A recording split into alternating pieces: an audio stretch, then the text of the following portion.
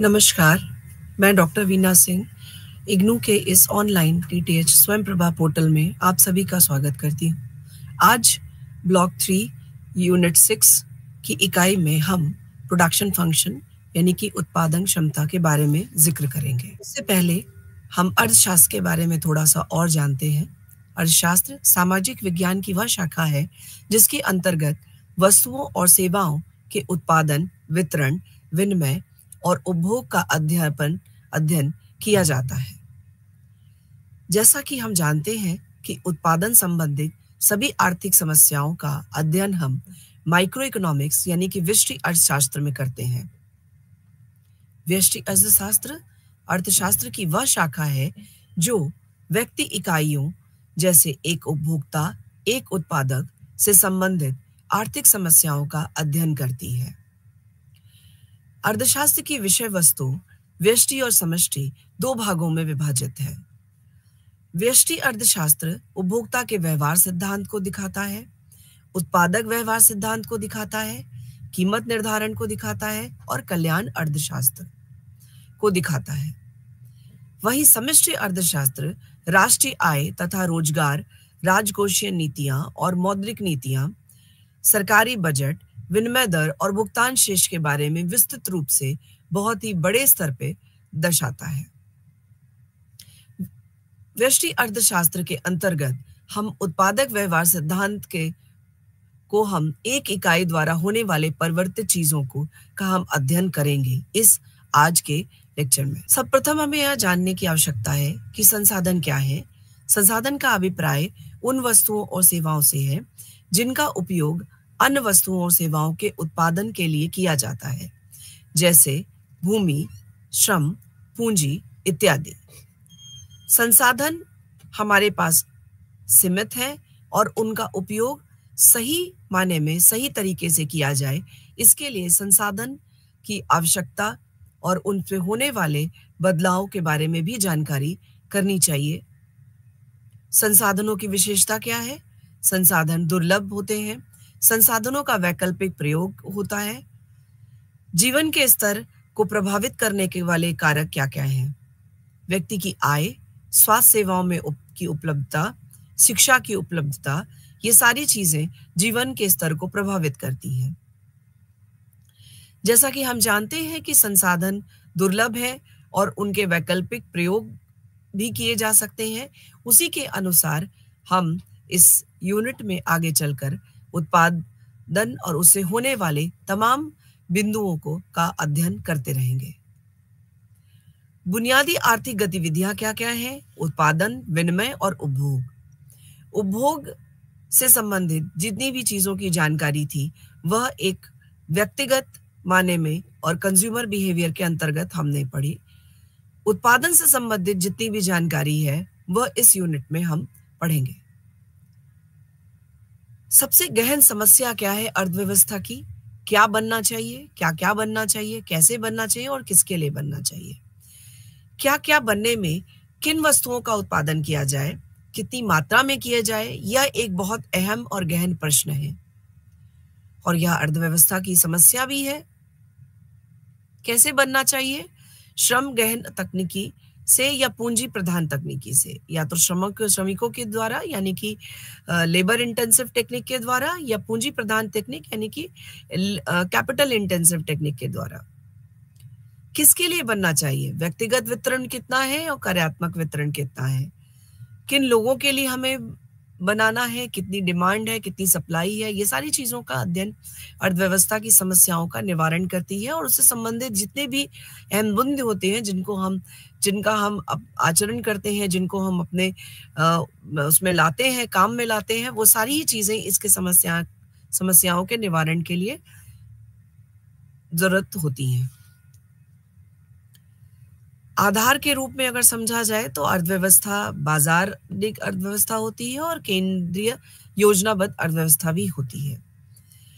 थोड़ा सा दृष्टि हम बाजारी अर्थव्यवस्था की तरफ डालते हैं, जैसा कि बाजारी शक्तियां का नियंत्रण होता है, लाभ को अधिकतम करना होता है, उपभोक्ता प्रभुत्व संपन्न होता है, जनता का नियंत्रण होता है और बाजार करता है कीमतों का निर्धारण। बाजार स्वयं करता है कीमतों का निर्धारण। वही सेंट्रली प्लान्ड इकोनॉमी यानी कि केंद्रीय योजनाबद्ध अर्थव्यवस्था जो है, उसमें सरकार अथवा केंद्रीय सत्ता से संबंधित होता है। सामाजिक कल्याण को अधिकतम करना होता है। आर्थिक निर्णय उसी हिसाब से लिए जाते हैं। उपभोक्ता की प्रभुता बाधित होती है। उपभोक्ता किसी भी तरीके से हर कोई निर्णय नहीं ले सकता, यह सरकार या केंद्र सत्ता लेती है। वहीं संसाधनों के नियंत्रण की बात करें तो सरकार का पूर्ण नियंत्रण होता है इसमें। वस्तुओं की कीमतों का निर्धारण भी सरकार करती है, तो इसको सेंट्रली प्लान्ड और योजनाबद्ध अर्थव्यवस्था कहते हैं। बाजार के प्रकार के बारे में अगर हम थोड़ी सी दृष्टि डालें तो स्थानीय बाजार होते हैं, प्रादेशिक बाजार होते हैं और अंतर्राष्ट्रीय बाजार होते हैं। और बाजारों में ही उपभोक्ता विनिमय और तमाम तरीके की क्रियाएं और उससे संबंधित होने वाले जितने भी उत्पाद है वह सब संबंधित होता है। इसलिए बाजार के प्रकार भी बहुत अहम प्रभाव डालते हैं किसी भी देश या उसमें होने वाले वैश्विक बदलाव में। वास्तविक अर्थशास्त्र और आदर्शात्मक अर्थशास्त्र के बारे में थोड़ा सा समझते हैं। यह भूत, वर्तमान तथा भविष्य के आर्थिक मुद्दों से संबंधित होता है, जबकि आदर्शात्मक अर्थशास्त्र जो है यह समस्या या आर्थिक मुद्दों अथवा आर्थिक समस्याओं पर अर्थशास्त्रियों के विचारों से संबंधित होता है। वह तथ्यों और आंकड़ों की सत्यता के लिए जांचा जा सकता है या कथनों की जांच को जांचा नहीं जा सकता। यह आदर्श होता है जिसको हम मान के चलते हैं कि यह कह दिया किसी इकोनॉमिस्ट ने तो इसी के विचारधाराओं का हम अनुपालन करेंगे। इसके कथन क्या है, क्या था और क्या होगा से संबंधित होते हैं, जबकि इसके कथन क्या होना चाहिए इससे संबंधित होते हैं। इसके कथन मूल्यांकन निहित नहीं होते, इसके कथन मूल्यांकन निहित होते हैं। भारत की 22% जनसंख्या निरपेक्ष रूप से गरीब और गरीबी की रेखा से नीचे, अगर उदाहरण के रूप में लिया जाए तो यह कथन वर्तमान काल से संबंधित है और यह फैक्ट बेस्ड है। वहीं अगर हम मनरेगा के बारे में बात करें, महात्मा गांधी राष्ट्रीय ग्रामीण रोजगार गारंटी अधिनियम, जिनमें एक दिन में देश में बेरोजगारी की समस्या का अंत करेगा, यह हम मान के चलते हैं। तो आदर्शात्मक है, एक ऐसी एनालिसिस है, एक ऐसी थ्योरी है जो कि एप्लीकेबल हो रही है भारतीय अर्थशास्त्र में, भारत की अर्थव्यवस्था में।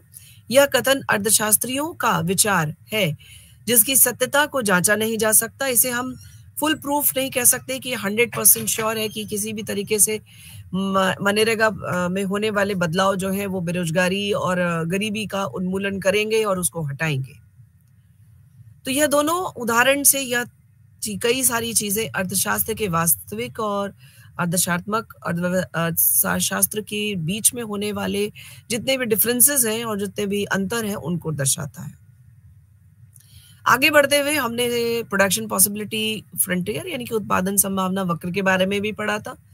इससे हमारे अर्थव्यवस्था में होने वाले उत्पादन की पॉसिबिलिटी है कितना होना चाहिए। जो ये सारे बिंदु आपको दिख रहे हैं, वस्तु x2 की मात्रा और वस्तु x1 की मात्रा के जरिए दो एक्सेस हमने यहाँ पे दिखाए हैं और ये कर्व के जरिए हमें अलग अलग बिंदु दिख रहे हैं जिसमें ABCDEFGH तक जितने भी बिंदु हैं वह अर्थव्यवस्था की प्रोडक्शन पॉसिबिलिटी फ्रंटियर को दर्शाते हैं। किसी भी होने वाले इसमें उत्पादन की संभावना को हम कहीं ना कहीं अर्थव्यवस्था में पूर्ण रूप से उसमें संयोग करेंगे।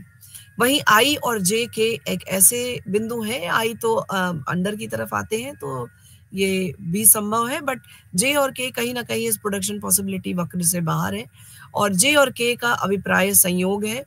कहीं ना कहीं यह जो जे और के का संयोग है वो हमारी इस प्रोडक्शन पॉसिबिलिटीज फ्रंटियर्स के बिंदु में के अंतर्गत और उसके अंदर नहीं आता है। यह बहुत अहम बिंदु है जिसमें कि उत्पादन संभावना वक्र को अच्छे से समझा जा सकता है और व्यवस्था में होने वाले मांग और पूर्ति के संचालन को निहित किया जा सकता है। दोनों वस्तुओं के मांग और की मात्रा को भी निहित किया जा सकता है। उत्पादन के प्राय और अप्राय संयोग के बारे में थोड़ा सा समझते हैं। प्राप्य संयोग उत्पादन संभावना वक्र पर तथा उत्पादन संभावना वक्र के अंदर उपस्थिति सभी बिंदुओं के प्राप्य संयोग कहते हैं उनको हम। वहीं अप्राप्य संयोग जो है वो उत्पादन संभावना वक्र के बाहर की उपस्थिति सभी बिंदुओं के प्रिय संयोग को कहते हैं। तो इसमें वक्र में मिलने वाले उत्पादन संभावना वक्र में ABCDEFGH और I जो है वह प्राय संयोग है, प्राप्य संयोग है। वही हमारी J और K जो है वो अप्राय संयोग है। सीमांत अवसर लागत के बारे में हमने पढ़ा था, जहां पे वस्तु 1 के उत्पादन की हानि जो है वस्तु 2 के उत्पादन के लाभ से संबंधित होती है। दोनों के भाग को हम सीमांत अवसर लागत कहते हैं और जितना भी ज्यादा फायदा हो सकता है वह इसी अवसर लागत पे निहित होता है। अगर सीमांत अवसर लागत बढ़ते हुए क्रम में है और उचित अच्छा हमें रिस्पॉन्स उससे मिल रहा है तो किसी भी वस्तुओं के उत्पादन और दूसरे वाले वस्तुओं से होने वाली हानि और लाभ को बराबर किया गया है और कहीं ना कहीं दोनों में होने वाले बदलाव पूर्ण उपयोगिता को दिखाते हैं। आगे बढ़ते हुए हम उत्पादन फलन के बारे में बात करेंगे, जिसको हम प्रोडक्शन फंक्शन कहते हैं। एक फर्म के उत्पादन फलन उपयोग में लाए गए आगतों तथा फर्म द्वारा उत्पादित निर्गतों के मध्य का संबंध दर्शाता है। अन्य संबंधों में उपयोग में लाए गए आगतों के विभिन्न यानी कि इनपुट्स विभिन्न मात्राओं में लिए गए निर्गत यानी कि आउटपुट्स को अधिकतम मात्रा में प्रदान करता है, जिसका उत्पादन किया जा सकता है। सामान्यतः उत्पादन फलन की निम्नलिखित समीकरण द्वारा भी व्यक्त किया जा सकता है, जैसे कि QX is to function of LK। और जितने भी प्रोडक्शन फंक्शन के और भी वेरिएबल्स होते हैं, जैसे कि लैंड, लेबर, कैपिटल, एंटरप्रेन्योरशिप और अन्य भी वेरिएबल्स आते हैं, उनको हम फंक्शन ऑफ के तहत इस समीकरण द्वारा लिखते हैं। यह समीकरण यह बताता है कि QX वस्तु X की उत्पादन, L श्रम तथा K पूंजी का फलन है। यह QX वह अधिकतम उत्पादन है जो L श्रम तथा K पूंजी के उत्पादन किया जा सकता है। एक उत्पादन फलन को दी हुई प्रौद्योगिकी के रूप में परिभाषित किया जा सकता है, जो आगतों और विभिन्न संयोगों द्वारा उत्पादन की अधिकतम संभव मात्रा को दर्शाता है। यदि प्रौद्योगिकी में सुधार होता है तो विभिन्न आगतों संयोगों से प्राप्त होने वाले निर्गत के स्तरों में वृद्धि होती है, तब हमें एक नवीन उत्पादन फलन प्राप्त होता है। तो प्रोडक्शन फंक्शन में होने वाले बदलाव कहीं ना कहीं हमें नए उत्पादन फलन के नवीनतम उत्पादन फलन हमें देते हैं, कहीं ना कहीं आगत और निर्धागत में होने वाले बदलावों को बताते हैं। उत्पादन के कारण क्या क्या है, जिसको हम की फैक्टर्स ऑफ प्रोडक्शन के नाम से जानते हैं। उत्पादन प्रक्रिया में फर्म जिन आगतों का उत्पादन का उपयोग करती है, जैसे कि लैंड हो गया, लेबर हो गया, कैपिटल हो गया, एंटरप्रेन्योरशिप हो गया, इनोवेशंस हो गए, वे उत्पादन के कारक कहलाते हैं। निर्गत के उत्पादन के क्रम में एक फर्म कितने विभिन्न आगतों का प्रयोग कर सकती है।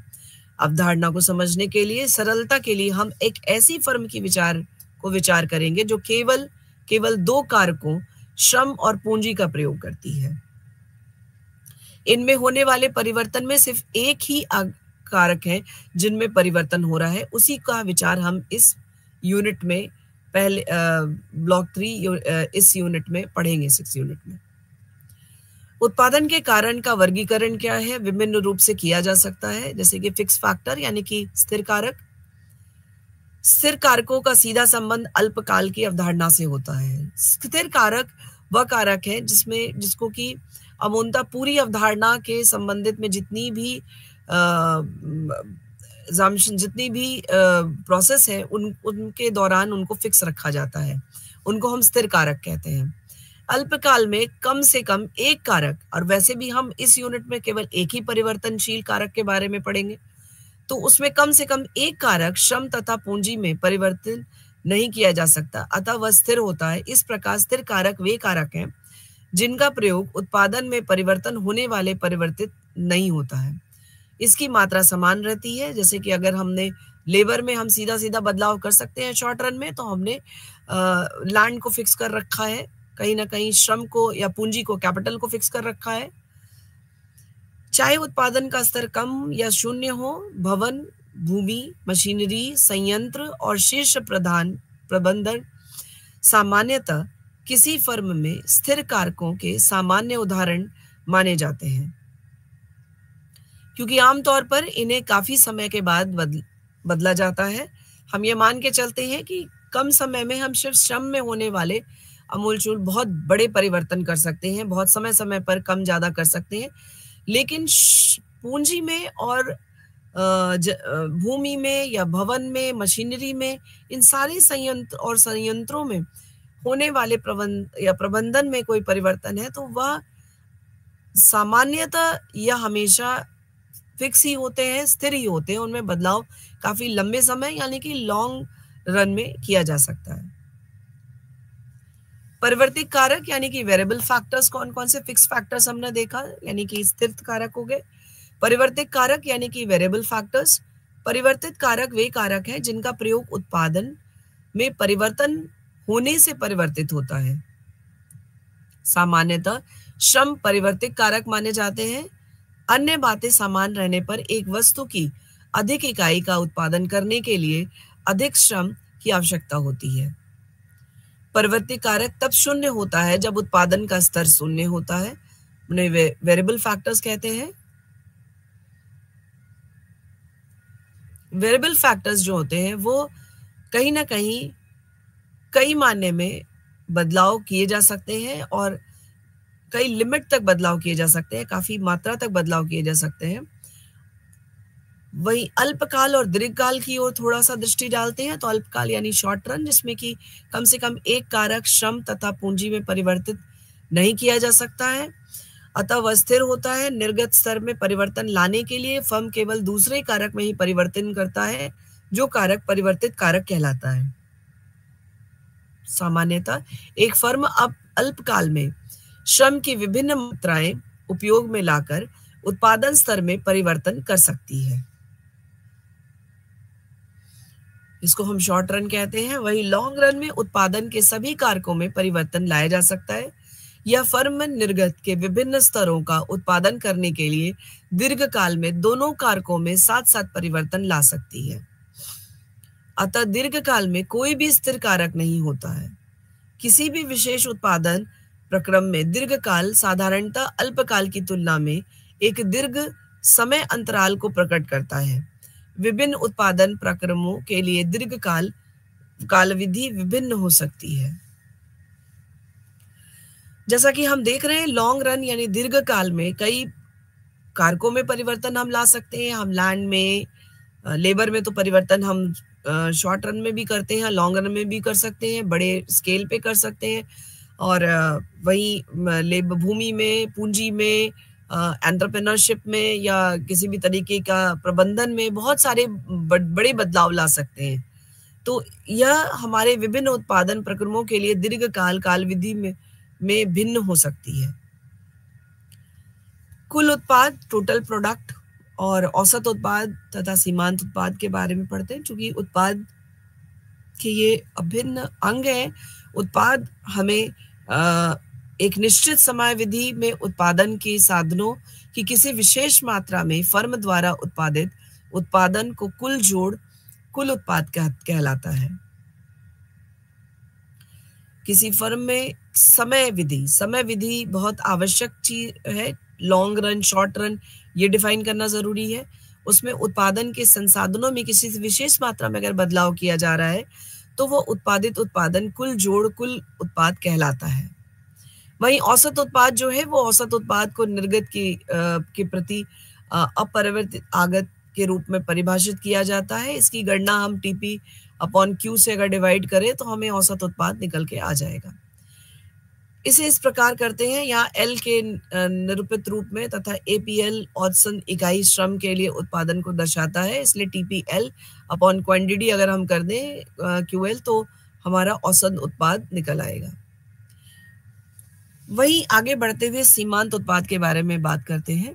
सीमांत उत्पाद से अभिप्राय कुल उत्पाद से है, तो कुल उत्पाद में होने वाले परिवर्तन से है जब परिवर्तित कारक को एक अधिक इकाई का प्रयोग किया जाता है। स्थिर कारक समान रहता है। जब पूंजी को स्थिर रखा जाता है तो श्रम के उत्पादन का श्रम का सीमांत उत्पाद होता है। MPL is equals to TPL minus TPL minus 1। MPL श्रम में अगली इकाई का प्रयोग उत्पादन में होने वाले अंतर को दर्शाता है, यानी कि MPL जो है वो हमें TPL में एक नीचे वाली इकाई और ऊपर पहली वाली इकाई के बीच के अंतर को दर्शाता है, उसको हम सीमांत उत्पाद कहते हैं। तो लेबर में होने वाले बदलाव की वजह से कितना एक अत्यधिक इकाई का अगर प्रयोग किया गया है तो कितना हमें उत्पाद होगा, उसको हम सीमांत उत्पाद कहते हैं। सीमांत उत्पाद को हम इस तरीके से भी दर्शाते हैं, डेल्टा जो कि रेट ऑफ चेंज को दर्शाता है, TPL अपॉन डेल्टा L जो कि रेट ऑफ परिवर्तित में परिवर्तन का सूचक है, डेल्टा निर्गत में परिवर्तन अपॉन परिवर्ती आगत में परिवर्तन के द्वारा हम सीमांत उत्पाद को निकाल सकते हैं। थोड़ा सा दृष्टि इस श्रमिक इकाई में डालते हैं। श्रम की इकाई अगर L है 0, 1, 2, 3, 4, 5, 6 जैसा कि आप इसमें देख सकते हैं। वही कुल उत्पाद 0, 10, 24, 40, 50, 56, 57 इस तरह से बढ़ते हुए कुल उत्पाद यहाँ पे दिख रहे हैं। 10, 12, 13, 12, 11, 9 यह औसत उत्पाद निकालने के लिए हमने 10 में से यानी कि कुल उत्पाद में से श्रम इकाई यानी कि क्वांटिटी को डिवाइड कर दिया, तो ये 10 हो गए, 24/2 12 हो गए, यहाँ पर 40/3 13.33 हो गए, 50 से अगर 4 को भाग करेंगे तो 12.50 हो गए।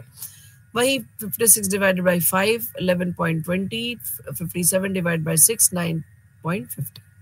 ये हमारे औसत उत्पाद यानी कि एवरेज हमारा निकल के आ गया है कि औसत उत्पाद कितना हुआ। अगर हम सीमांत उत्पाद को निकालने के लिए यहाँ पर देखें तो 10 में से 0, एक ऊपर वाली मात्रा 0 ही है कहीं ना कहीं। यहाँ पर कुल उत्पाद में देखें तो इसमें से अगर इसको घटाएंगे तो वह हमारा 10 आ जाएगा। 24 में से 10 को घटाएंगे तो 14, 40 में 24 को घटाएंगे तो 16, 50 में 40 को घटाएंगे तो 10, 56 में 50 को घटाएंगे तो 6 और 57 में 56 को घटाएंगे तो 1 आएगा। इस तरीके से सीमांत उत्पाद हमारा यहाँ पर दिखता है कि इन दोनों के बीच में से नीचे वाले में से बढ़ने वाले यूनिट में से जो डिफरेंस आता है उसको हम सीमांत उत्पाद कहते हैं। आखिर कुल उत्पाद में कितना एवरेज बदलाव हो गया, 10 तो 10 है ही, 24 में से 10 में 14 जो है वो बढ़े हुए सीमांत उत्पाद है। और अब जहां तक इसको आप देख रहे हैं पहले ये बढ़ रहा है, फिर उसके बाद फिर से वही मात्रा आ गई है 10 की, घटा, फिर वो घटता चला जा रहा है और बाद में 1 और इसके बाद और अगर आगे बढ़ाते हैं तो सीमांत उत्पाद 0 हो जाए। ऊपर दी गई तालिका को के द्वारा भी हम इसको रिप्रेजेंट कर सकते हैं। जो हमने अभी टेबल दिखाया उसी के हिसाब से ये AP, MP, TP का ग्राफीय चित्रण है, जिसके जरिए हम यह बताते हैं कि किस प्रकार 10 एक बिंदु पर है, फिर 2 बिंदु पर वह यहाँ है, फिर 3 बिंदु पर यहाँ पर है। टोटल उत्पाद या बढ़ते हुए बिंदु को दिखा रहा है कि किस तरीके से टोटल उत्पाद यहाँ तक जा रहा है, ग्राफ ऊपर की तरफ जा रही है। वही औसत उत्पाद यानी कि AP, जिसमें कि ग्राफ पहले यहाँ बढ़ता है और उसके बाद सीमांत उत्पाद नीचे की तरफ चला जाता है। एवरेज उत्पाद जो है, औसत उत्पाद जो है वो नीचे से बढ़ता है और काटते हुए सीमांत उत्पाद को उसके ऊपर से निकल जाता है।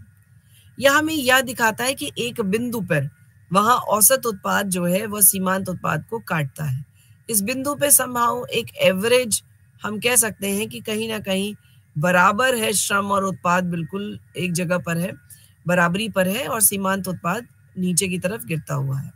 सो औसत उत्पाद यहाँ एवरेज बाद में न्यूट्रल हो जाता है, वहीं कुल उत्पाद बढ़ता है।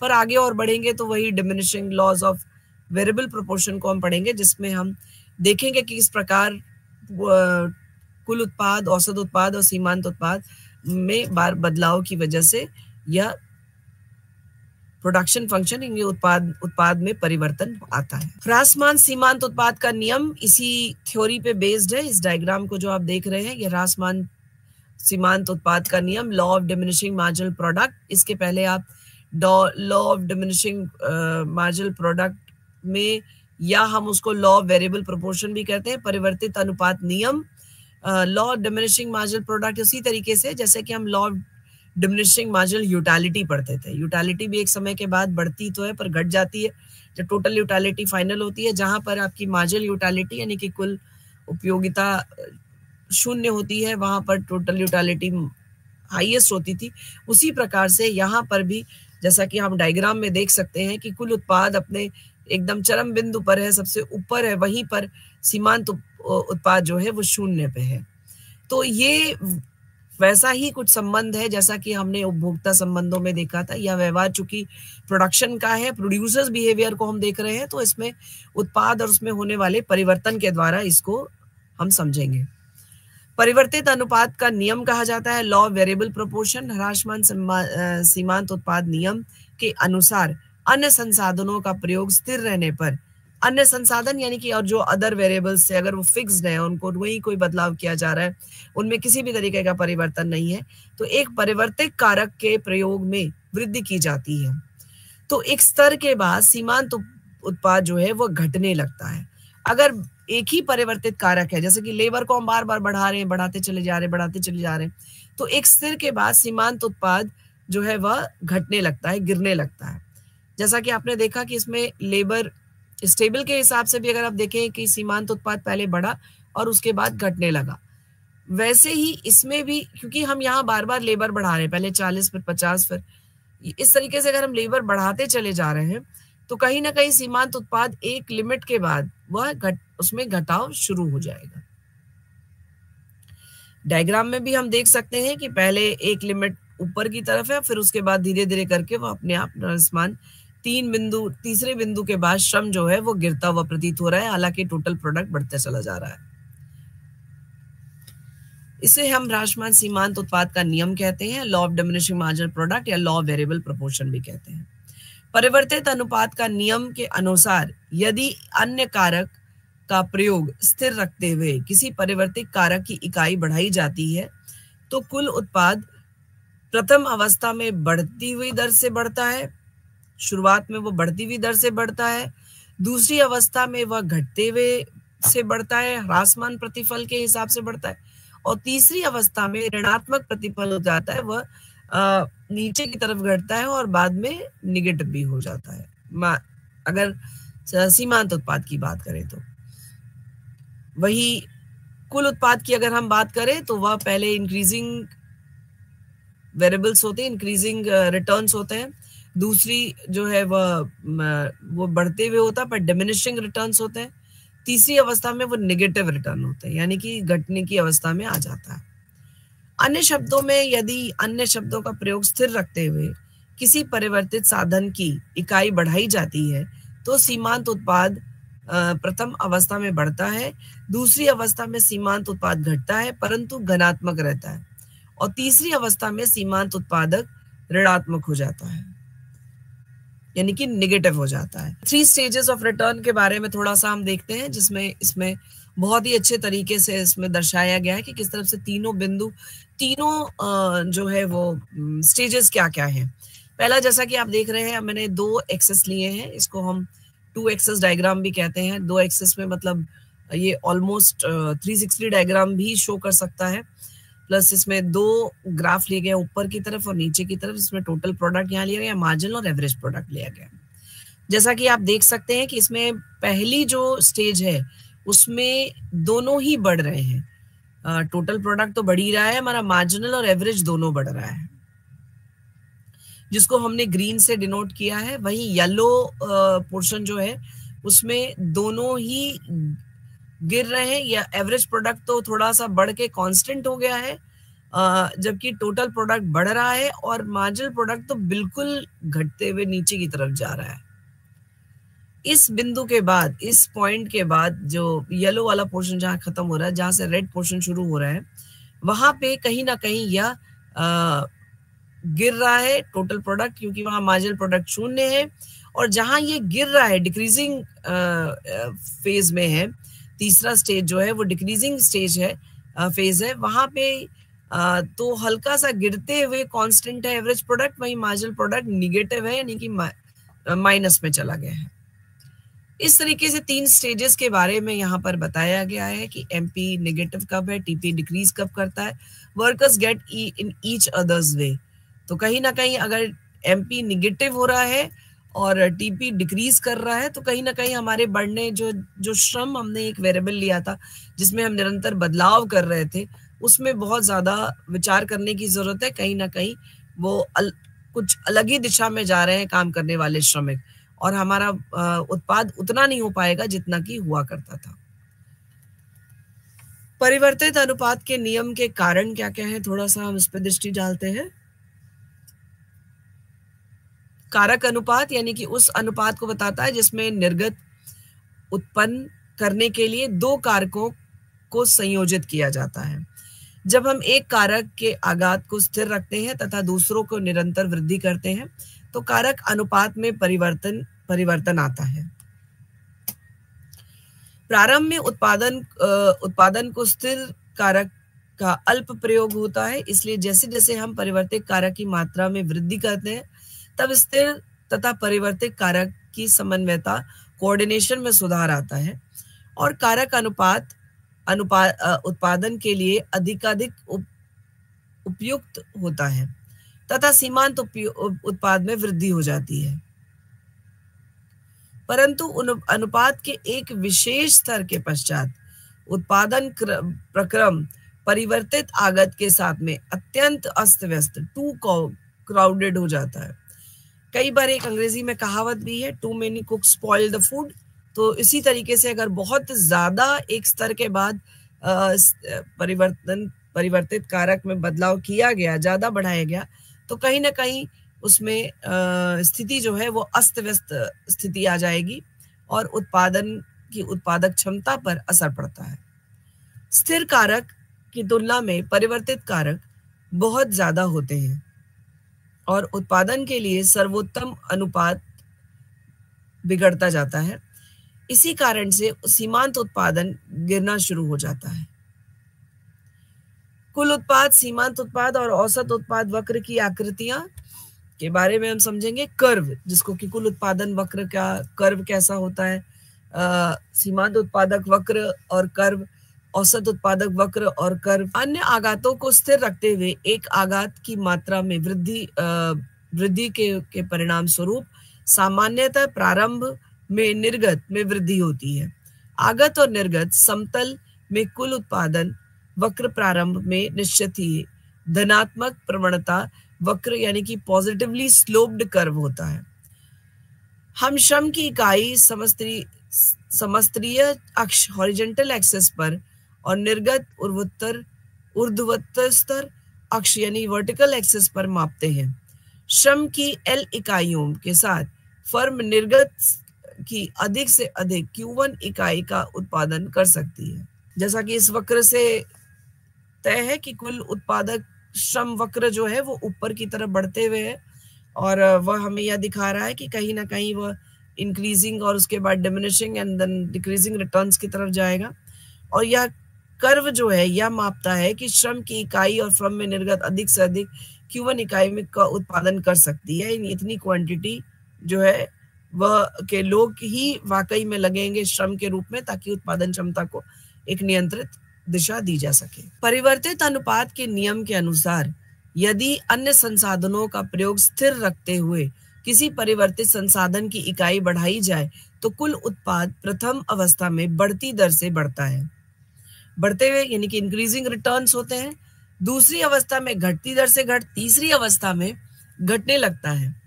यह उस बिंदु तक एक एस आकार देता है, एस का रूप देता है, जहां पर टीपी अपनी अधिकतम सीमा तक पहुंचता है। ये जो यहां से एस की एक रेखा है, एस को डिनोट करता है, ये नीचे से थोड़ा घटते हुए फिर बढ़ता चला जाता है, वह एस की आकार देता है जहां टीपी अपनी अधिकतम सीमा पर पहुंचता है। तो बढ़ाते बढ़ाते कहीं ना कहीं शुरू में जब हम एक बदलाव करते हैं तो पहले हम कोशिश करते हैं कि जितने श्रमिक में अगर बदलाव करें, जितने श्रमिक है उन्हीं से काम चल जाए। लेकिन चूंकि डिमांड बढ़ेगी, कहीं ना कहीं मात्रा का अनुपात भी हमें बढ़ाना पड़ेगा, तो उसके लिए हमें संसाधनों में परिवर्तन करना पड़ेगा। वो संसाधन में परिवर्तन बाकी चीजों को स्थिर रख कर हम सिर्फ लेबर में करते हैं तो वो एक समय के बाद थोड़ा सा बढ़ता है और फिर वो काफी ज्यादा मात्रा में बढ़ाते हैं, क्योंकि हमें लगता है कि आगे बढ़ाते रहने से हमें ज्यादा से ज्यादा फायदा होगा। और वो एस शेप का आकार दे देता है। सीमांत उत्पादन वक्र परिवर्तित अनुपात के नियम के अनुसार एक आगात और सीमांत उत्पाद में आरंभ में वृद्धि होती है। इसके पश्चात प्रयोग के एक विशेष स्तर पर पहुंचा जा सकता है जिसमें गिरावट प्रारंभ हो जाती है। अतः सीमांत उत्पादन वक्र को एक उल्टे यू के की आकृति के रूप में देखा जाता है।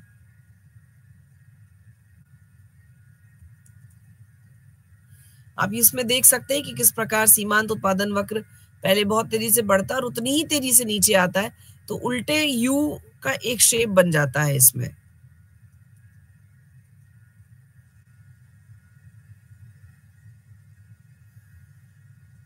सीमांत उत्पादन वक्र उल्टे यू की आकृति का रूप ले लेता है और उसी रूप में दिखाई देता है। वहीं औसत उत्पादन वक्र की आकृति और औसत उत्पाद और सीमांत उत्पादन में संबंध के बारे में हम समझते हैं। परिवर्तित आगत की पहली इकाई के लिए सीमांत उत्पादन तथा औसत उत्पादन समान होते हैं, तथा दोनों में एक बिंदु से आरंभ होता है। जैसे जैसे हम आगत की मात्रा में वृद्धि करते जाते हैं, सीमांत उत्पादन वृद्धि होती जाती है और औसत उत्पादन में भी वृद्धि होती है, परंतु सीमांत उत्पादन की तुलना में कम वृद्धि होती है। एक बिंदु के पश्चात सीमांत उत्पादन में गिरावट आनी आरंभ हो जाती है।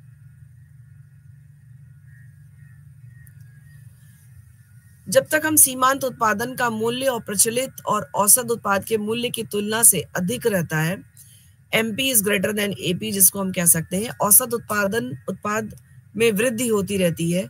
एक बार सीमांत उत्पादन में पर्याप्त रूप से गिरावट आ जाने पर इसका मूल्य प्रचलित और औसत उत्पाद की तुलना में कम हो जाता है, यानी कि MP is less than AP। तब औसत उत्पाद गिरावट आरंभ हो जाती है, अतः औसत उत्पाद वक्र उल्टे यू की आकृति ले लेता है, औसत यानी कि एवरेज। वहीं जब सीमांत उत्पाद और औसत उत्पाद की तुलना में अधिक होता है तो औसत उत्पाद में वृद्धि होती रहती है, अन्यथा औसत उत्पाद में वृद्धि नहीं होती। सामान्य रूप से जब औसत उत्पाद में गिरावट आती है, सीमांत उत्पाद को औसत उत्पाद की तुलना में आवश्यक रूप से कम होना चाहिए। इससे यह निष्कर्ष निकलता है कि सीमांत उत्पादन वक्र को अधिकतम औसत उत्पादक बिंदु पर काटता है। जैसा कि हम इसमें देख सकते हैं कि सीमांत उत्पादक वक्र औसत उत्पाद बिंदु को एक बिंदु पे ही काट रहा है, जिसको हम P के द्वारा यहाँ पर डिनोट कर रहे हैं। यह सीमांत उत्पाद वक्र श्रम, औसत उत्पाद वक्र श्रम। इस एक्सिस में हम उत्पाद को लेंगे और इस एक्सिस में हम श्रम को लेते हैं। वहीं श्रम और उत्पादक दोनों में होने वाले बदलाव को आप देख सकते हैं, जिसमें कि सीमांत उत्पाद बहुत तेजी से बढ़ते हुए उल्टे यू के आकार लेती है, वहीं औसत उत्पाद उससे नीचे से शुरू होता है और एक समय के बाद, एक बिंदु के बाद उसको काटता हुआ ऊपर की एवरेज की तरफ चला जाता है, कांस्टेंट हो जाता है। पैमाने के प्रतिफल के बारे में थोड़ा सा हम समझते हैं, जिसको हम रिटर्न टू द स्केल कहते हैं। ये दो थ्योरीज जो है उत्पाद से संबंधित है, उत्पाद में होने वाले व्यवहार से संबंधित है। दीर्घ काल में दोनों कारकों में किसी भी अनुपात में बढ़ाया या घटाया जा सकता है। लंबे स्केल में हम लॉन्ग टर्म की अगर बात करते हैं, लॉन्ग रन की अगर बात करते हैं, अभी तो हमने फिर भी हम एक ही अभी वेरिएबल की बात कर रहे हैं, एक कारक में होने वाले परिवर्तन के बारे में बात कर रहे हैं। दीर्घ काल में दोनों कारकों को भी अनुपात में बढ़ाया या घटाया जा सकता है, इसलिए कि दोनों में परिवर्तन किया जा सकता है। कारकों को समान अनुपात में बढ़ने को स्केल अप कहते हैं। अगर दोनों बराबर में बढ़ रहे हैं, अगर 6 यहाँ बढ़े हैं, यहाँ घटे, तो अगली बार में 6 इनमें बढ़ा दिया, उसमें 6 घटा दिया। इस तरीके से के समान अनुपात में बढ़ने को हम स्केल अप कहते हैं, तथा कारकों का समान अनुपात में घटने को हम स्केल डाउन कहते हैं। अगर समान अनुपात में नहीं है, कारक घट रहे हैं, तो उसको हम स्केल डाउन कहेंगे।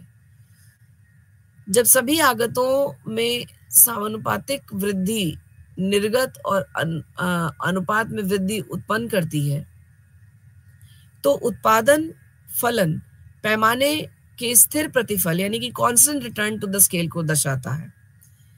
यानी कि जितना इनपुट है उतना आउटपुट है, और न हमें फायदा हो रहा है, न हमें नुकसान हो रहा है किसी भी तरीके से, तो उसको हम constant return to the scale कहते हैं।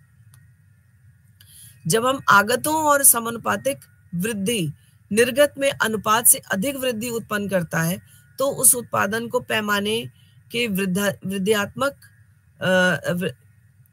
वृद्धिमान उत्पादन फलन increasing return to the scale कहते हैं।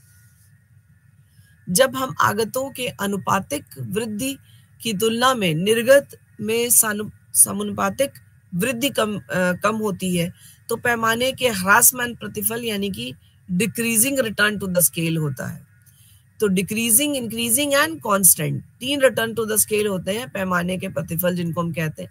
और इसके द्वारा बड़ी बड़ी कंपनियों में होने वाले बदलाव, उनमें दीर्घकालीन में होने वाले परिवर्तन को देखा जा सकता है।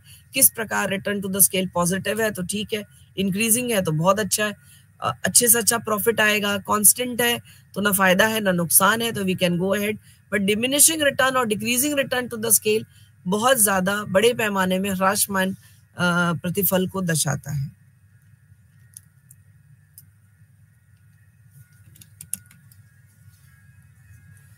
उदाहरण के लिए मान लीजिए एक उत्पादन प्रक्रम में सभी आगत दोगुने हो जाते हैं। परिणाम स्वरूप यदि निर्गत दोगुना हो जाता है, उत्पादन फलन स्थिर अनुमापी प्रतिफल को दर्शाता है। यदि निर्गत 2 गुना की तुलना में कम है तो ह्रासमान अनुमापी प्रतिफल लागू होगा। यदि यह 2 गुना से अधिक है तो वृद्धिमान अनुमापी प्रतिफल लागू होगा। परिणाम के अनुसार यदि निर्गत 2 गुना हो जाता है तो स्थिर के बढ़ते हुए क्रम को दिखाता है। कहीं ना कहीं निर्गत 2 गुना की तुलना से कम होता है, यानी कि जितना हमने बढ़ाया उसे डबल नहीं हो रहा है कहीं भी, तो diminishing return to the scale को दिखा रहा है। यदि यह 2 गुना से अधिक है तो कहीं ना कहीं यह हमारी अनुमापी वृद्धिमान बढ़ते हुए अनुमापी फल को दिखाता है, यानी कि डबल से भी ज्यादा 4 टाइम्स हो गए। यानी कि सीधा सा अगर कैलकुलेशन किया जाए तो कहीं ना कहीं अगर ये डबल का 4 टाइम्स है तो वृद्धि हो रही है, return to the scale increasing return to the scale है। कहीं आधा भी नहीं हो रहा है, आधा से भी कम हो रहा है, वह अनुमापी डबल हो रहा है तो अनुमापी फल है जस्ट डबल हो रहा है। कहीं ना कहीं अगर दुगुना की तुलना से कम है तो डिमिनिशिंग रिटर्न, और डिमिनिशिंग रिटर्न जो है वह बहुत महत्वपूर्ण है, जिसके द्वारा कंपनियां अपने उत्पादन प्रक्रम में होने वाले बदलाव को निर्धारित करते हैं, उसमें बड़े बड़े निर्णय लिए जाते हैं। कुल लागत और टीसी जिसको कहते हैं, स्थिर और परिवर्तन लागत को मिलाकर फर्म की कुल लागत प्राप्त होती है। टोटल कॉस्ट को भी थोड़ा सा हम देख लेते हैं आगे चलकर, हालांकि टोटल कॉस्ट में होने वाले बड़े पोर्शंस को हम कवर अप करेंगे। टीएफसी यानी कि स्थिर fix cost, total fix cost, कुल स्थिर लागत और कुल परिवर्तित लागत से हम टोटल कॉस्ट निकाल लेते हैं। वही औसत स्थिर लागत जो है वह प्रति इकाई उत्पादन के स्थिर लागत है। कुल स्थिर लागत के उत्पादन की कुल मात्रा में क्यू का भाग देने पर औसत लागत प्राप्त होता है। औसत स्थिर लागत का यह कुछ यहाँ पे एक इक्वेशन है जिसको देख सकते हैं, कुल स्थिर लागत upon quantity, TFC upon quantity कह सकते हैं, तो हमारी औसत स्थिर लागत निकल के आ जाती है। औसत परिवर्तित लागत एवरेज वेरिएबल कॉस्ट, औसत परिवर्तित लागत को कुल परिवर्तित लागत के प्रति इकाई निर्गत के रूप में परिभाषित किया जाता है। हम इसकी गणना इस प्रकार कर सकते हैं, कैलकुलेशन में इन सारी चीजों का उपयोग हो और आगे चलकर जितने भी टेबुलर फॉर्मेट्स में आपको कैलकुलेशंस बताए जाएंगे, सिखाए जाएंगे, उनमें इन सारी ही इक्वेशंस का, इन सारी गणनाओं का प्रयोग किया जाएगा। औसत कुल परिवर्तित लागत upon quantity, TVC upon quantity होता है, यानी कि टोटल वेरिएबल कॉस्ट में होने वाले बार बार बदलाव को क्वांटिटी में होने वाले बदलाव से भाग दिया जाएगा तो औसत कुल परिवर्तित लागत निकल कर आता है। अल्पकालीन औसत लागत यानी कि एसएसी को निर्गत के रूप में इकाई मूल्य के कुल लागत के रूप में परिभाषित किया जाता है। इसकी गणना हम इस प्रकार कर सकते हैं, TCC upon quantity and total cost upon quantity. इसको औसत अल्पकालीन औसत लागत कहते हैं। अल्पकालीन औसत लागत कुल लागत अपॉन क्वांटिटी के जरिए कैलकुलेट किया जाता है। अल्पकालीन सीमांत लागत यानी कि मार्जिनल कॉस्ट कैलकुलेट करने का सीधा तरीका हमने देखा है, अल्पकालीन सीमांत लागत अपॉन कुल लागत में परिवर्तन और निर्गत लागत में परिवर्तन, क्वांटिटी में बदलाव, कुल लागत rate of change of cost upon rate of change, that change in quantity Q, delta Q से डिनोट किया जाता है, delta TC upon delta Q, जिसमें कि M C N is equals to T C N minus T C N minus one, जहां delta चर के मूल्य और परिवर्तन के प्रतिनिधित्व करता है। TFC, TVC, TC, AC, AVC, AFC, MC और का आंकलन किया जा सकता है। इस पूरे चार्ट में जो कैलकुलेशंस किए गए हैं उसको हम आगे भी चूंकि कॉस्ट पढ़ेंगे तो उसमें भी इसका फिर से जिक्र करेंगे, 0 से लेके 10 तक। यहाँ पे TFC, TVC, TC, AFC, AVC, AC और एमसी को कैलकुलेट किया गया है। अल्पकालीन लागत वक्रों की आकृति कुल स्थिर की आकृति जो होती है वह कुल स्थिर निर्गत परिवर्तन के साथ परिवर्तित नहीं होती है, अतः यह एक समस्तरीय सीधी रेखा था, हॉरिजॉन्टल स्ट्रेट लाइन होती है जो नीचे की तरफ दी जाती है।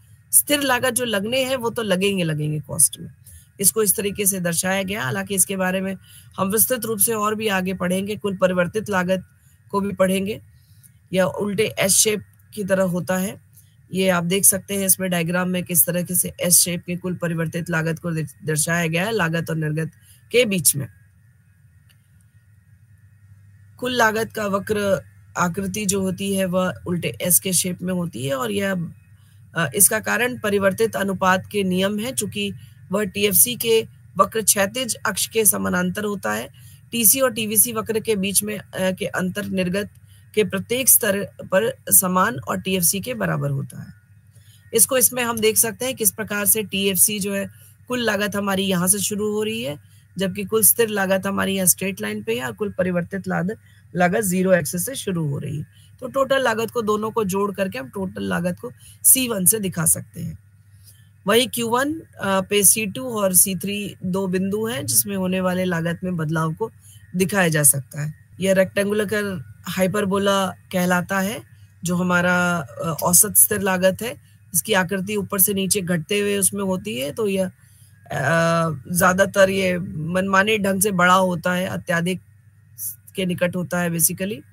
आयतकार अपरिवर्तनीय रेक्टेंगुलर हाइपरबोला निर्गत के किसी भी मूल्य को दिखाता है, स्थिर लागत से गुणा करता है, तब हम सदैव कुल स्थिर लागत प्राप्त कर सकते हैं। इसको इस प्रकार दर्शाया गया है, दोनों लागत और निर्गत के बीच में किस प्रकार वो ऊपर से नीचे गिरते हुए क्रम में है। दोनों इक्वेशंस बराबर है। F और Q1 पॉइंट C पे हम देख सकते हैं।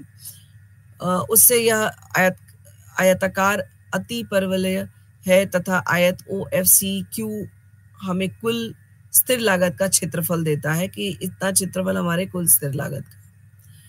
सीमांत लागत यू शेप होता है और उसमें होने वाले परिवर्तन अनुपात के नियम के अनुसारण होते हैं, और इसमें के बारे में हम विस्तृत रूप से आगे कॉस्ट में पढ़ेंगे। तो सीमांत लागत का एक यह मैं जिक्र इसलिए करना चाह रही हूँ ताकि आप उत्पाद को बहुत अच्छे से समझ सकें और उत्पादन क्षमता में होने वाले बदलाव अल्पकालीन और दीर्घकालीन समझ पाए। अल्पकालीन सीमांत लागत एमसी वक्र इस प्रकार दर्शाया गया जो कि यू शेप्ड होता है।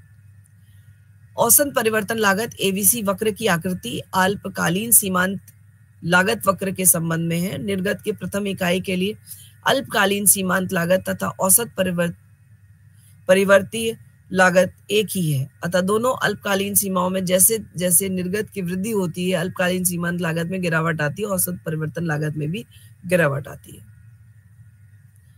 तो इसमें SMC is less than AVC, तो कहीं ना कहीं यह अल्पकालीन सीमांत लागत के मूल्य में होने वाले बदलाव को दर्शाता है और औसत परिवर्तन के मूल्य की तुलना में कम होता है।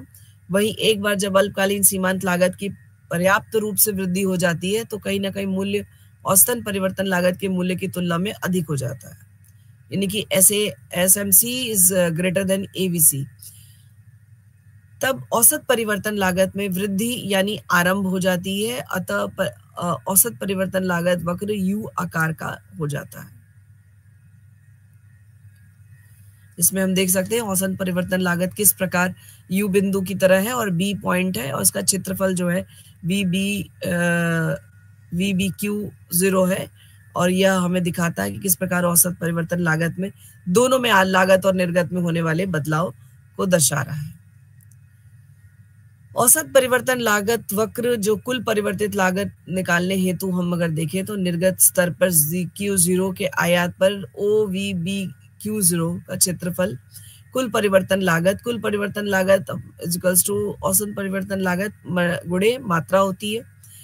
0 OV इंटू क्यू शून्य आयत 0V BQ0 का क्षेत्रफल दर्शाता है, जैसा कि हम इसमें देख सकते। अल्पकालीन औसत लागत वक्र एसएससी की आकृति अल्पकालीन औसत लागत को दर्शाती है और दोनों में होने वाले परिवर्तन लागत और औसत स्थिर लागत में गिरावट आती है। जैसे जैसे निर्गत में वृद्धि होती है अतः अल्पकालीन औसत लागत में प्रारंभ गिरावट आती है और फिर उसके बाद स्थिर एक स्तर के बाद गिरावट होने पर एवीसी बढ़ने लगती है, लेकिन एएफसी लगातार गिरती रहती है। फिक्स कॉस्ट जितनी भी है वो हमेशा एक समय के बाद उसमें ह्रास होता है और वो गिरती जाती है। प्रारंभ में एएफसी में गिरावट एवीसी में वृद्धि की अपेक्षा है, जिसमें होने वाले परिवर्तन शॉर्ट टर्म में छोटे एक वेरिएबल में किए जा सकते हैं, लॉन्ग टर्म में दोनों में किए जा सकते हैं। उत्पादन साधनों को पर्याप्त उपलब्धता है, सब all possible factors of production are available. ऐसा नहीं है कि लेबर की कमी हो गई है या किसी भी तरीके से लैंड की कमी हो गई है, कैपिटल की कमी हो गई है। तो हमें जो हम उसकी मान्यताओं को जब हम मानते हैं तो हम यही मान के चलते हैं कि सारी उपलब्धता यहाँ पर मौजूद है। उत्पादन के साधनों की कीमतें स्थिर होती हैं, कांस्टेंट होती हैं, उनमें कोई बदलाव नहीं होता, क्योंकि प्राइस जो है वो बहुत बड़ा फैक्टर है, उत्पादन को अफेक्ट डाल सकता है, इसलिए उसको यहाँ पे फिक्स्ड रखा गया है। लॉज ऑफ रिटर्न को जैसे कि हमने देखा कि इंक्रीजिंग उत्पत्ति वृद्धि का नियम, उत्पत्ति समता का नियम और उत्पत्ति ह्रास का नियम, 3 नियम हमने देखे, laws of increasing return, constant return और डिमिनिशिंग रिटर्न। तो आधुनिक अर्थशास्त्रियों ने तीनों नियम को एक ही नियम माना है, जिसको कि हम लॉ ऑफ वेरिएबल प्रोपोर्शन कहते हैं। उनके 3 स्टेजेस जरूर डिफाइन किए, बट एक आधुनिक अर्थशास्त्री कहता है कि laws of return, laws of diminishing return और लॉज ऑफ वेरिएबल प्रोपोर्शन तीनों अवधारणाएं एक ही हैं, उनको स्टेजेस में 3 अवधारणाओं में समझा जा सकता है। इन डिटेल अगर देखा जाए तो यह वो नियम है जो उत्पाद के परिवर्तनशील श्रम उत्पादन के बीच संबंध को का अध्ययन करता है। उत्पाद एक साधन को स्थिर रखते हुए भूमि और उस पे परिवर्तन अनुपातों के नियम को कहते हैं। डेफिनेशन सबसे पहले इंग्लिश मीडियम में अंग्रेजी में देखा जाए तो पीए सैमसन ने दिया, स्टिगलर ने दिया, बेनम ने दिया। वही श्रीमती जॉन रॉबिन्सन ने हिंदी में इनकी बहुत अच्छी अच्छी परिभाषाएं दी, स्टिगलर ने दिया। एजम्पशन मान्यताओं को हम और बड़े रूप में जैसा कि हम देख चुके हैं कि यह एप्लीकेबल केवल एक साधन स्थिर करके ही परिवर्तनशील हो या कम से कम एक साधन पर ही परिवर्तनशील हो, उस नियम की मान्यता को हम पढ़ रहे हैं, क्योंकि इस यूनिट में हमें एक ही परिवर्तनशील साधन के बारे में पढ़ना है। इसको हम अगर पूरी एक फ्लो चार्ट के जरिए समझें और इसमें डायग्राम के जरिए समझें तो यहाँ बगल में चूंकि शेड्यूल लिया हुआ है, लैंड हमने स्थिर रख दी है, भूमि स्थिर फैक्टर है, फिक्स फैक्टर है, यूनिट वेरिएबल फैक्टर्स में इनपुट्स में आप देखिए 0, 1, 2, 3, 4, 5, 6, 7, 8। वही टोटल प्रोडक्ट में 0, 20, 50, 90, 120, 140, 150, 150 एंड देन 150 अगेन, क्योंकि कहीं ना कहीं टोटल प्रोडक्ट नीचे की तरफ गिर रहा है। एवरेज प्रोडक्ट जो है वो इनके बीच का लेबर से डिवाइड करके हम 0 और फिर 20 और फिर 25 में 2 भाग करेंगे, 50 में 2 भाग करेंगे 25, 90 में 3 भाग करेंगे 30, 120 में 4 भाग करेंगे 30। क्रमतः इस तरीके से यहाँ पे औसत उत्पाद कैलकुलेट किया गया है। वही मार्जिनल प्रोडक्ट को जैसे कि एक और यूनिट टोटल प्रोडक्ट में जुड़ी, तो यहाँ पहले में 0, उसके बाद 20 के बाद 20 में से 50 में से 20 अगर हम घटाएंगे तो 30, 90 में से 50 घटाएंगे 40, 120 में से 30, 140 में से 20 20, 150 में से 40 10, 150 में से 50 0 और 150 में से 50 -10, यानी कि -3 स्टेज है। पहला स्टेज यहाँ है, दूसरा स्टेज हम पहला स्टेज 0 से 4 बिंदु तक है, दूसरा स्टेज हमारा 5 से 7 के बीच में और तीसरा स्टेज हमारा 8 पे है। यहाँ पे कुछ इक्वेशंस कैलकुलेशंस यहाँ पे करके दिए गए हैं ताकि आसानी से समझ में आए कि टोटल प्रोडक्ट, कुल उत्पाद और मार्जिनल प्रोडक्ट में होने वाले बदलाव किस प्रकार दिखते हैं। यहाँ ग्राफ को बहुत ही जल्दी में अगर हम देखते हैं तो ये बढ़ते हुए पहला स्टेज है जिसमें कि तीनों बढ़ रहे हैं, दूसरे स्टेज में सिर्फ दोनों घट रहे हैं, एपी और एमपी, वही टीपी हमारा बढ़ता चला जा रहा है। तीसरे स्टेज में टीपी गिर रहा है और यहाँ पे एमपी निगेटिव हो रहा है और एपी भी निगेटिव हो रहा है। तो यह तीनों अवधारणाएं हैं जिसकी अवस्थाएं हैं जिसके जरिए हमें मार्जिनल कुल उत्पाद, सीमांत उत्पाद और औसत उत्पाद को हम निकाल सकते हैं, समझ सकते हैं और देख सकते हैं कि किस प्रकार लॉज ऑफ रिटर्न इस पे एप्लीकेबल होते हैं तीनों अवस्थाओं में। प्रॉपर्टीज है constant return to the scales की, कुछ यहाँ पे इक्वेशंस हैं जिसके जरिए समझा जा सकता है। यह डायग्राम है जिसमें कि इलास्टिसिटी ऑफ सब्स्टिट्यूशन और मार्जिनल कॉस्ट फंक्शन के बारे में, आगे हम marginal rate of technical substitution के बारे में भी पढ़ेंगे और मार्जिनल प्रोडक्ट के बारे में भी पढ़ेंगे, जिसको बाद में कॉप डगलस ने भी बहुत अच्छे से डिफाइन किया। Cobb Douglas law of production function के जरिए इसको समझाया। तो लॉज ऑफ प्रोडक्शन में लॉज ऑफ डिमिनिशिंग रिटर्न और laws of variable proportion, laws of return है। ये टेबुलर इलस्ट्रेशन से ये सारी चीज़ों को हम पहले भी समझ चुके हैं और बहुत सारे ऐसे सवाल आते हैं जिसमें ये सारे कैलकुलेशंस करने होते हैं और तीनों स्टेजेस को डिफाइन करना पड़ता है, लिखना होता है डायग्राम के साथ में, ताकि हमको तीनों स्टेजेस दिखाई दिए जा सके। तो आगे हम अगली अपनी आगे की यूनिट में हम दो कारकों में होने वाले परिवर्तन, साधनों में होने वाले परिवर्तन को समझेंगे। तब तक के लिए धन्यवाद, नमस्कार।